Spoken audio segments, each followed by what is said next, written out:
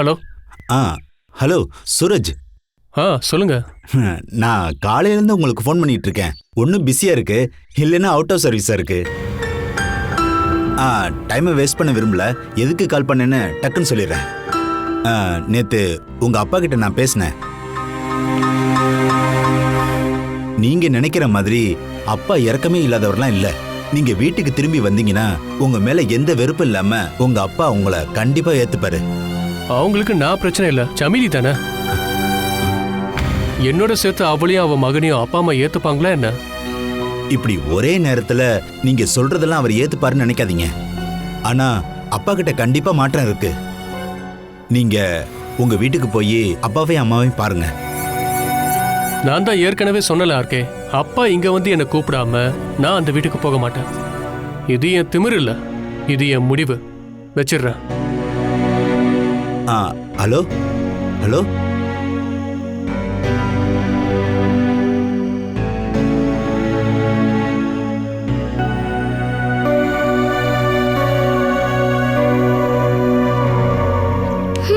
இந்த ஒரு போன் மூலமா ஏதோ ஒரு சதி நடக்குது போலயே. உண்மையை சொல்லுங்க, அந்த ரகோட விஷயத்துல சூரஜன் இன்வால்வ் ஆனார்னா நீங்க சொன்னது எந்த அளவுக்கு உண்மை? இப்ப ஏன் திடீர்னு உனக்கு சந்தேகம்? இதுக்கு நடுவுல ஒரு டேலண்டான ஆள் இருக்காருன்னு நினைக்கிறேன். நீ என்ன சொல்ற? எனக்கு புரியல. சூரஜனையும் அப்பாவையும் சேர்த்து வைக்கிறதுக்கு நீங்க நடத்தின நாடகமா இருக்குமோன்னு எனக்கு சந்தேகமா இருக்கு. அதனால எனக்கு என்ன லாபம்? எப்படி பார்த்தாலும் நான் ஒரு பிசினஸ் மேனு. லாபம் ஒரு இடத்துல தான் நான் இருப்பேன். நீ சொல்ற மாதிரி எனக்கு இதுல என்ன லாபம் கிடைக்கும்? அதெல்லாம் எனக்கு தெரியாது. மனசளவுல பிரிஞ்சிருக்கிற சூரஜ் அண்ணா அப்பாவோட பிரச்சனை இல்ல எப்படி சீக்கிரம் வந்து இன்வால்வ் ஆனார்னு ஒரு சந்தேகம் இருக்கு. எனக்கு தெரிஞ்சு இதுல ஏதோ ஒண்ணு மறைஞ்சிருக்கு. நாம நினைக்கிற மாதிரி ஆளுங்க இல்லைன்னு உனக்கு புரிஞ்சிருக்குல்ல. அப்பாவுக்கு நடந்த விஷயத்த பத்தி நான் சூரஜ் கிட்ட ஒரு வார்த்தையா தான் சொன்னேன். அவரு உடனே அந்த பிரச்சனைக்கான சொல்யூஷனை தேட ஆரம்பிச்சிட்டாரு. அதனால உங்க அப்பா இப்போ நிம்மதியா படுத்து தூங்க ஆரம்பிச்சிட்டாரு. இல்லைன்னா உங்க அப்பா இந்நேரம் ஹாஸ்பிட்டல்ல தான் இருந்திருப்பாரு. என்னால இதை நம்ப முடியலப்பா. அதுக்காக தான் பிரீத்தி, பொண்ணுங்களுக்கு 2 நிலை தான் இருக்கு. ஒன்னு பாசம் கட்டுவாங்க, இல்லைன்னா அவங்களை வெறுப்பாங்க. இது மட்டும்தான் உங்களுக்கு தெரியும். There is no third choice. மனசுக்கு பிடிச்சவங்கள இதயத்தோட சேர்த்து அனுப்பாங்க, இல்லைன்னா வெறுத்துருவாங்க. இது 2ம் இல்லாம 3வது நிலைக்கு சான்ஸே இல்ல. நீ என் மேல பாசம் வச்சிருந்தா நான் சொல்றத நீ நம்புவ. என்கிட்ட கள்ளத்தனம் இருக்குன்னு உனக்கு தோணுச்சுன்னா அதுக்கான அர்த்தம் என் மேல இருக்கிற பாசம் குறைஞ்சிருச்சுன்னு. நான் என் புருஷனை நம்புறேன். பலி எப்படி போனாலும் லட்சியம் தான் நம்மளுக்கு பெருசு. சூரஜியும் அவங்க குடும்பத்தையும் அப்பா அம்மா கையை பிடிச்சு அந்த வீட்டுக்குள்ள அவங்க மறுபடியும் வர வரைக்கும் நடுநிலை ரெஃப்ரியா நான் இருக்கணும். நான் எந்த பித்தலாட்டமும் பண்ணல. எல்லாரும் ஒன்று சேரும்போது வர சந்தோஷம், நன்மை, அதை மட்டும்தான் நான் என்னைக்கும் எதிர்பார்ப்பேன்.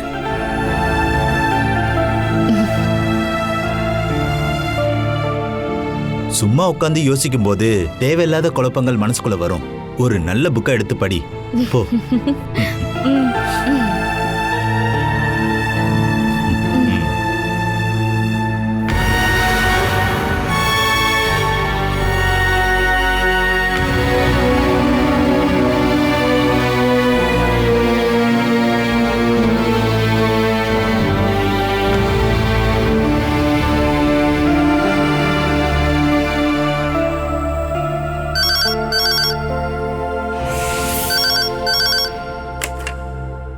ஹலோ, சுதாலட்சுமி தானே?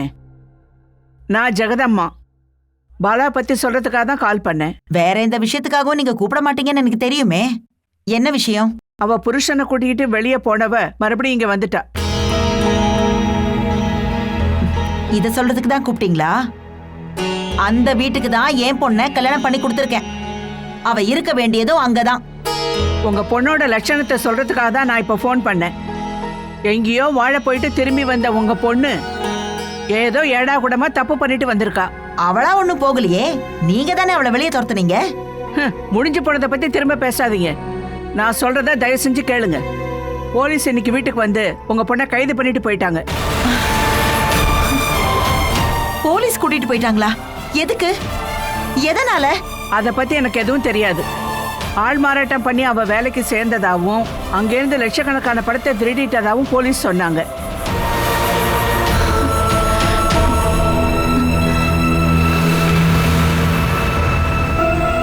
இங்கேருந்து யாரும் அவளை தேடி போக மாட்டாங்க. வேணும்னா நீங்க போய் அவளை பார்த்துக்கோங்க. இதுக்கப்புறம் சொல்லலை கொள்ளலைன்னு எங்க மேல பழி போடாதீங்க. ம். Hello hello. என்னாச்சு சுதா? போலீஸ் யார் அரெஸ்ட் பண்ணிருக்காங்க? நம்ம பொண்ணு பாலாவை போலீஸ் அரெஸ்ட் பண்ணிட்டாங்களா?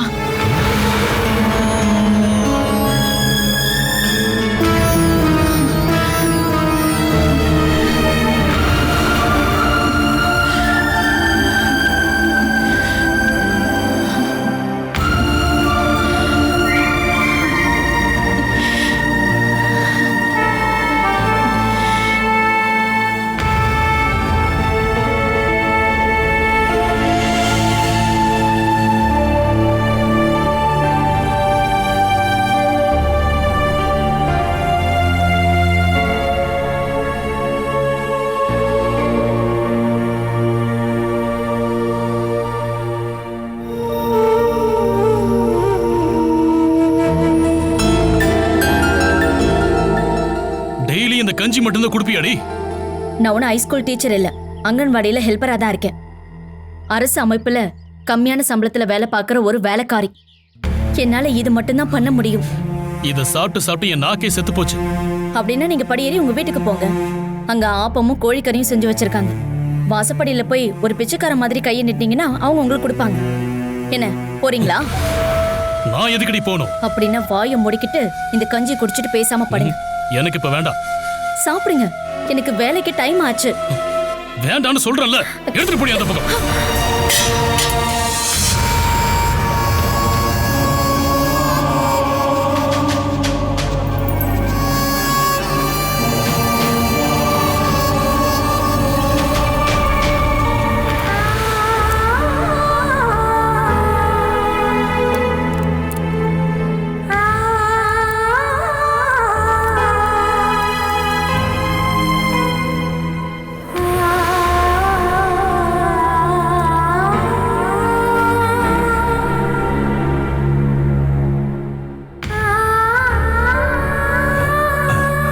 இது மட்டும்தான் இருக்கு.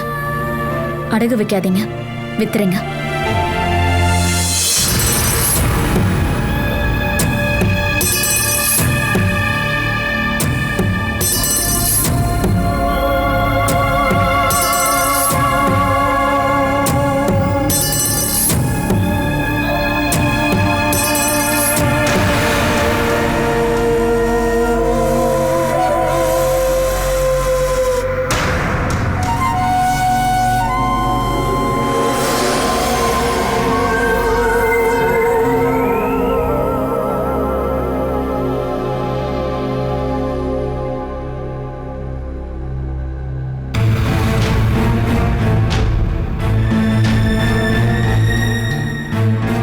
அவ சரியில்லைன்னு நான் உங்ககிட்ட எத்தனை தடவை சொன்னேன்.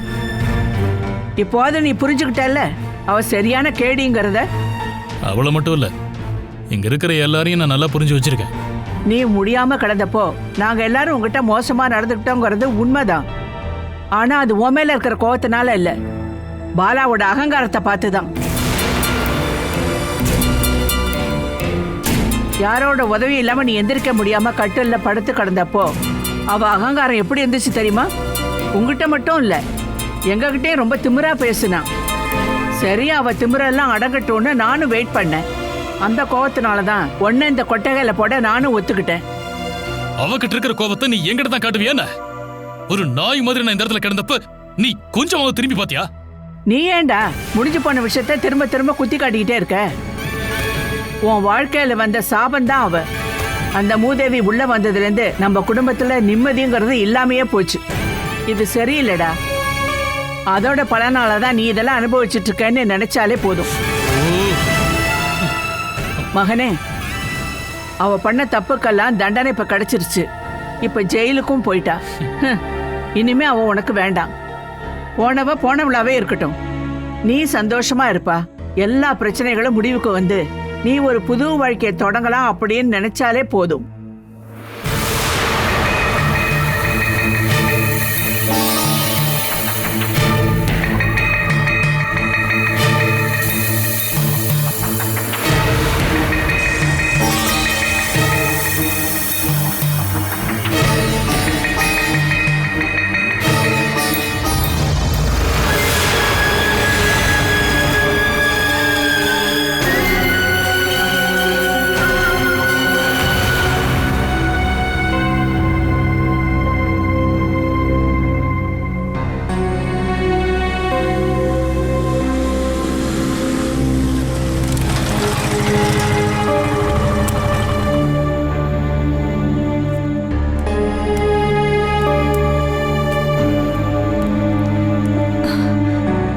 பாலாவை பத்தி ஏதாவது கேள்விப்பட்டியா என்ன? இல்ல, என்னாச்சுமா? அவ வேலை பார்த்த கம்பெனில 36 லட்சம் ரூபாய் திருடிட்டான்னு சொல்றாங்க.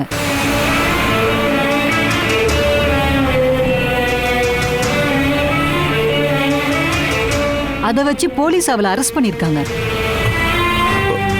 உங்களுக்கு யார் சொன்னா? ஜெயா அம்மா தான் ஃபோன் பண்ணாங்க. இப்ப பாலா போலீஸ் கஸ்டடியில இருக்கா.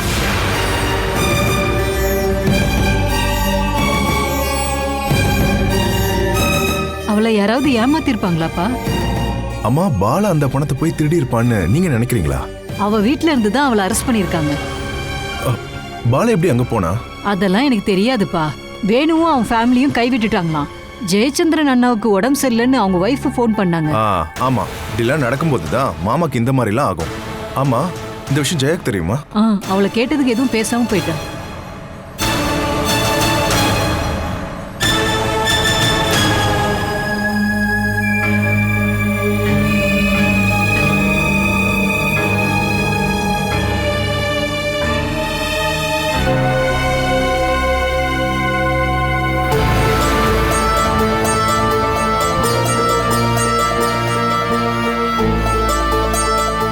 இப்போ உனக்கு ரொம்ப சந்தோஷமா இருக்குமே?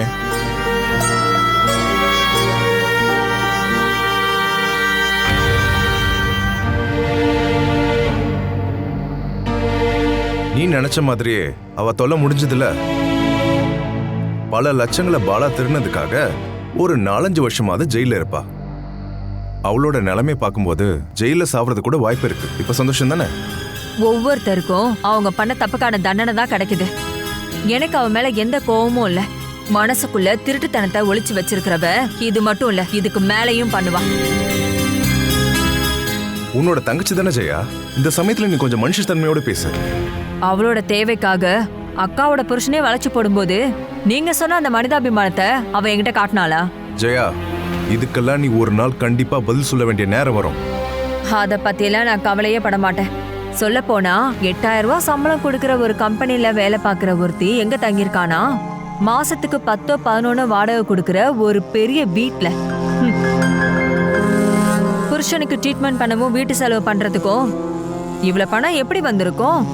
யார் கொடுப்பா? சொந்தக்காரங்கனால தினமும் பணம் கொடுக்க முடியாதுல்ல. அப்படி இருக்கும்போது இந்த மாதிரி வேலையில அவ கண்டிப்பா பண்ணிருப்பா. பல நாள் திருட ஒரு நாள் அகப்படுவான்னு நீங்க கேள்விப்பட்டதில்ல? அதுதான் அவளோட வாழ்க்கையிலே நடந்திருக்கு. நீ அவளுக்கு சப்போர்ட் பண்ண வேண்டாம். தயவு செஞ்சு குற்றம் சொல்லாத. நான் அவளை ஏதாவது சொல்லும்போது உங்களுக்கு வலிக்குதுன்னா போய் காப்பாத்துங்க. உன் தங்கச்சி ஜெயில இருந்தா எனக்கு என்னடி பிரச்சனை? பொண்டாட்டியோட தங்கச்சின்றதுனாலதான் ஒரு கூட பிறந்தவளா நினைச்சு நான் உதவி செய்ய போனேன். அதை உன்னால ஏத்துக்கவே முடியலன்னா நான் இன்னையோட நிறுத்திடுறேன். அவளை ஜெயில போட்டாலும் சரி, தூக்குல போட்டாலும் சரி, அவளுக்கு என்ன நடந்தாலும் சரி, எனக்கு என்ன பிரச்சனை?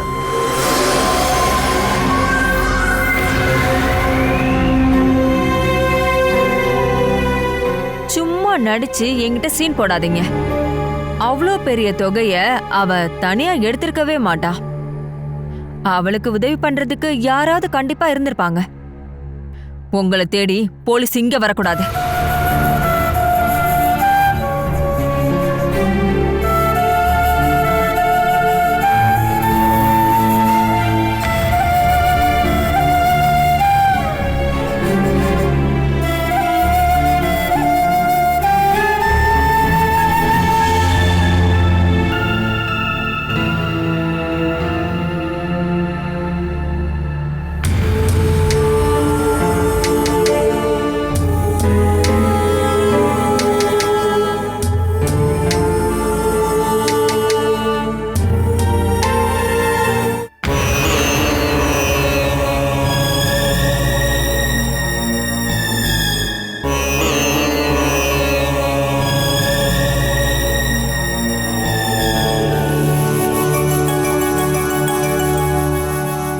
இப்படியே இருந்தா எப்படிங்க?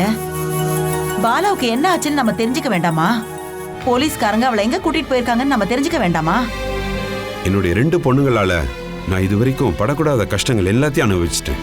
அவங்க 2 பேருக்கும் கல்யாணம் முடிஞ்ச கையோட பொறுப்பெல்லாம் முடிஞ்சிருச்சுன்னு சந்தோஷமா இருந்தேன். ஆனா அதுக்கு பின்னாடி நடக்கிறத பார்த்தா என்னால முடியல இதுக்கு பின்னாடி போறதுக்கு. வேற யார் போய் அவளை பாப்பாங்க? அவளுக்கு தான் புருஷன் இருக்கான்ல, அவன் போய் பார்க்கட்டும். அவளை எப்படி எல்லாம் கொடுமைப்படுத்தலான்னு ஒவ்வொரு நிமிஷமும் யோசிச்சுட்டு இருக்க. அவன் போய் அவளை காப்பாத்துவான்னு நினைக்கிறீங்களா?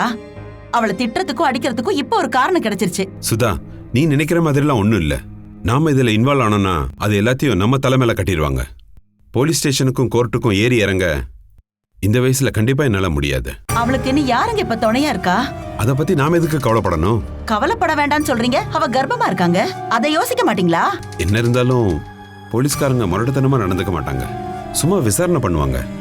அப்படி கேள்வி கேட்கறதா இருந்தா வீட்டுல வச்சே கேட்டிருக்கணும்ல. அரெஸ்ட் பண்ணிட்டா போவாங்க.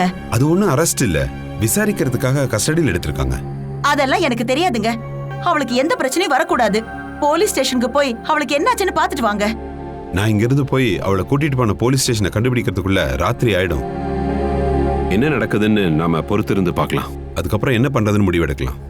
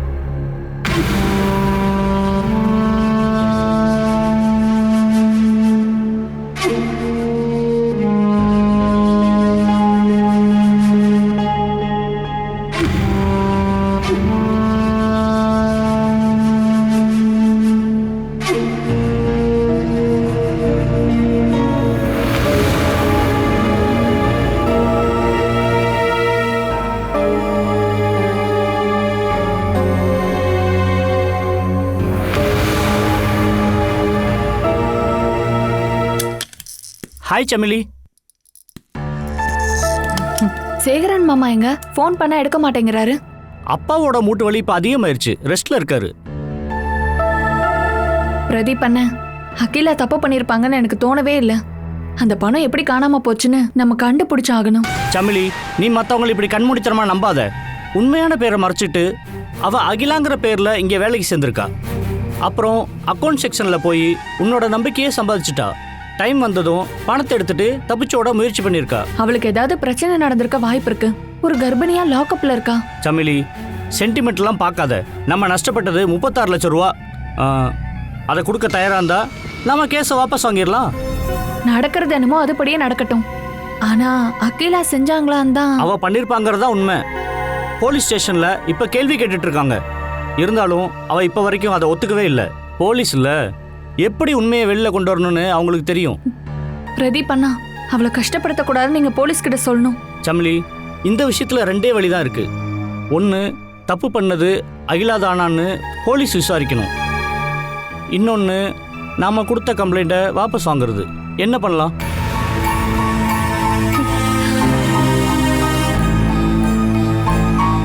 நீ இதுக்கு எதிர்ப்பு தெரிவிக்காதனால நான் அடுத்த ஸ்டெப்புக்கு போறேன். நீ தடையா இருக்க கூடாது.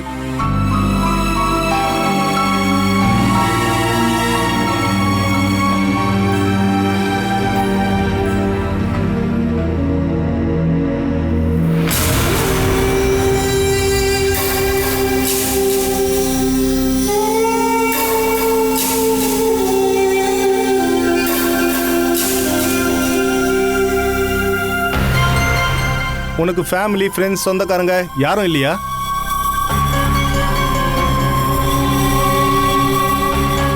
இவ்வளோ நேரம் ஆகியும் யாரும் வரவே இல்லைம்மா. அதனால தான் நான் கேட்டேன்.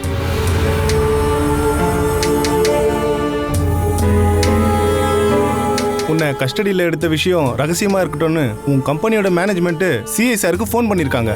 இல்லைன்னா வெளியே பத்திரிக்கைக்காரங்களும் சேனல்காரங்களும் வந்திருப்பாங்க. தப்பு பண்ணது ஒரு பொண்ணு இல்லை, அவங்க சும்மா விடுவாங்களா? சார், நீங்களாவது தயவு செஞ்சு என்ன புரிஞ்சுக்கோங்க. ரொம்ப சின்சியராக தான் நான் அந்த கம்பெனியில் வேலை பார்த்துக்கிட்டு இருந்தேன். கணக்குல இருந்து ஒரு 10 ரூபாய் மிஸ்டேக் ஆகிறத நான் விரும்ப மாட்டேன். இந்த வார்த்தையை தான் எல்லா திருடிகளும் சொல்றாங்க. நடந்த உண்மையை சொல்லிட்டு அடி வாங்காம இருக்கிறது தான் உனக்கு நல்லது. நான் பண்ணாத தப்புக்கு எதுக்கு? நிறுத்துமா. பணத்தை நீ தான் திருடி இருக்க, அதுக்கான ப்ரூஃப் இருக்கு. இதுக்கு மேல நீ ஒத்துக்கிட்டாலோ ஒத்துக்கலனாலும் நீ தான் திருடி. சார்ஜ் ஷீட்ல கையெழுத்து போடணும். இல்லனா எஸ்ஐ சார் அடிப்பாரு. எங்களை ரொம்ப கஷ்டப்படுத்தாம செஞ்சதை ஒத்துக்கோ. இல்ல உன்னை யாராவது ஏமாத்தி இருந்தாங்கன்னா அது யாருன்னு சொல்லு. என்ன இருந்தாலும் நீ மாட்டிக்கிட்ட. இனி இந்த கேஸ்ல இருந்து தப்பிக்கவே முடியாது.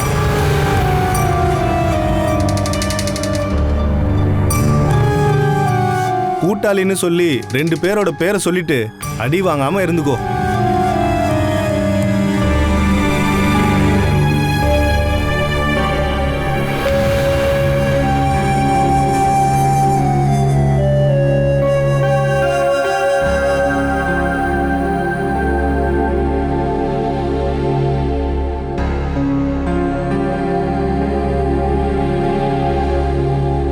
மனோ, ம். பாலா இப்படி ஒரு தப்பு பண்ணிருப்பான்னு நீ நினைக்கிறியா என்ன? சத்தியமா இல்ல. ஒரு 100 ரூபா கூட பாலா திருடி இருக்க மாட்டா. அந்த அளவுக்கு பாவப்பட்ட பொண்ணும் அவ. அப்படின்னா நீ ஏன் இந்த நேரத்துல அவளுக்கு உதவி பண்ண போகாம இருக்க?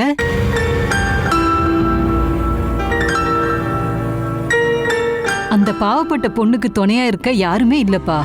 பாலா ஒரு நிரபராதின்னு உனக்கு தெளிவா தெரிஞ்சா நீ போய் அவளுக்கு உதவி பண்ணணும்.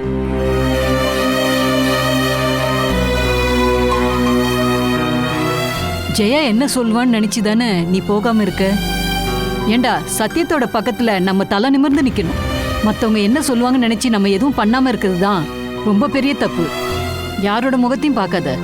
உன் மனசுக்கு சரின்னு படுறத நீ பண்ணு.